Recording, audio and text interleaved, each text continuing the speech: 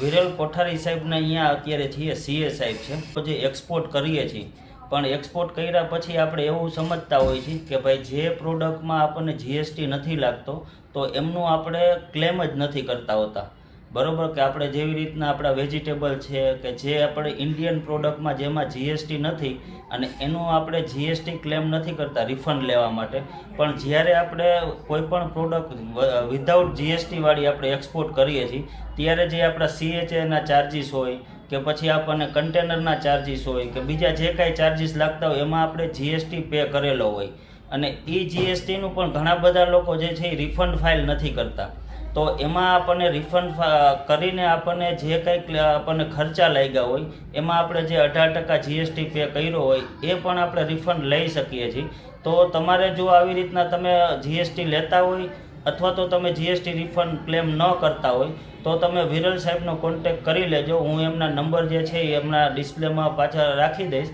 અને એમની સાથે છે કેયુરભાઈ બરાબર જે સીએસ છે એટલે તમારે ગવર્મેન્ટ રિલેટેડ અથવા તો સીએસ રિલેટેડ કંઈ પણ પ્રશ્ન હોય તો તમે અત્યારે સાહેબનો કોન્ટેક્ટ કરી લેજો અને એ તમને આપણા ગ્રુપ માટે માહિતી તમને આપી દેશે એટલે તમે અત્યારે કોન્ટેક્ટ કરજો છતાં હું વિરલ સાહેબને આપું છું કેવી રીતના લોકો અત્યારે એક્સપોર્ટ કરતા હોય ભૂલ કરે છે તો તમે થોડુંક ડિટેલમાં એ સમજાવી દેશે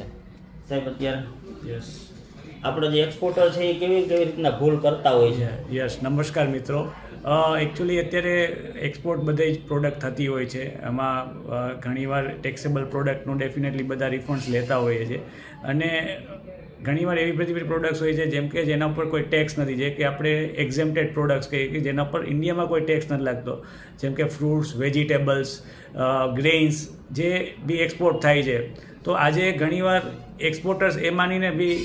કરે તો કે ઇન્ડિયામાં કોઈ ટેક્સ નથી તો ફોરેનમાં બી જ્યારે આપણે એક્સપોર્ટ કરીએ છીએ તો ઓબ્વિયસલી એના પર કોઈ રિફંડ નથી મળતું પણ એ માન્યતા ખોટી છે જ્યારે તમે એક્સપોર્ટ કોઈ એક્ઝેમ્પ્ટેડ પ્રોડક્ટનું કરો જેના પર કોઈ જીએસટી ઇન્ડિયામાં નથી ઓબ્વિયસલી એક્સપોર્ટ કરો ત્યારે એના ઉપર મેઇન પ્રોડક્ટ પર કોઈ ટેક્સ નથી લાગતો પણ એની સાથે જે તમે સીએચએના જે કંઈ બી ચાર્જિસ લાગતા હોય શિપિંગ લાઇનના જે ચાર્જિસ લાગતા હોય ફ્યુમિગેશન્સ તમે લોકો કરાવતા હોય તો એના ચાર્જિસ હોય ઇટ મીન્સ કે એ એક્સપોર્ટ કરવા માટે જેટલા બી ચાર્જિસ લાગ્યા એના ઉપરનો જે કંઈ બી જીએસટી છે ભલે તમારી પ્રોડક્ટ એક્ઝેમ્પ્ટેડ રહે પણ એના માટેનો જે કરેલા ખર્ચા ઉપરનો જીએસટી જે છે એ ગવર્મેન્ટ તમને 100% રિફંડ આપે છે હા એટલે તો હવે છે ને આપણે કદાચ આના માટે અત્યારે આપણે એવું કરી શકશું જો તમારે આને વધારે કાંઈ પ્રશ્ન હશે તો સાહેબને આપણે એક વખત ઝૂમમાં બોલાવી લેશું કે જે કાંઈ સમજવું હોય તો આપણે સાહેબને એક વખત આપણે મિટિંગમાં ઇન્વાઇટ કરશું જે સેટરડે 3 વાગે આપણે એવરી સેટરડે કરીએ છીએ એના માટે તો આપણને વધારે માહિતી મળી જશે અને અત્યારે તમારે કંઈ પણ નાના મોટા પ્રશ્ન હોય તો તમે સાહેબનો કોન્ટેક્ટ કરી લેજો ઓકે દોસ્તો થેન્ક યુ